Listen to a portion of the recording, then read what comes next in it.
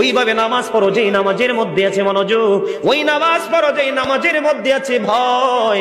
তুমি নামাজটা পড়তে হবে এমন ভাবে বন্ধু, একজন নামাজে দাঁড়ালেন, বন্ধুরে আমার, নামাজে যখন তিনি দাঁড়ালেন, দাঁড়ানোর পরে তিনি বলতেছেন আমি নামাজটা এমন ভাবে পড়তে চাই। কিভাবে পড়ি?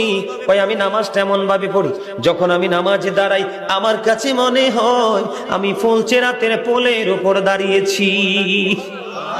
একটু যদি নড়বড় হয় আমি জাহান্নামে নিক্ষিপ্ত হব। তার মানে হলো আমি এতটাই মনোযোগের সাথে নামাজ পড়েছি যেন আমার নামাজটা বিন্দু পরিমাণ কোনো আংশিক ভাবে যেন অগ্রহণযোগ্য বলে আল্লাহর কাছে গৃহীত না হয়। তিনি বলতেছেন আমার কাছে মনে হয় রে এটা আমার জীবনের শেষ নামাজ। আমি এতটা ভয়, এতটা আতঙ্ক নিয়ে, এতটা তাকওয়া নিয়ে নামাজ পড়ি।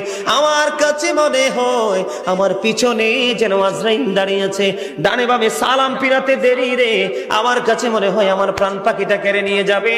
আমি যখন নামাজে দাঁড়াই আমার কাছে মনে হয় আমি যেন বাইতুল্লাহর সামনে দাঁড়িয়ে আছি। আমার কাছে মনে হয় আমার ডান দিকে জান্নাত অবস্থিত, বাম দিকে আমার জাহান্নাম অবস্থিত। এমন তাকওয়া ভয় নিয়ে নামাজে দাঁড়াই, আর ওই নামাজের জন্যই রয়েছে বড় সফলতা।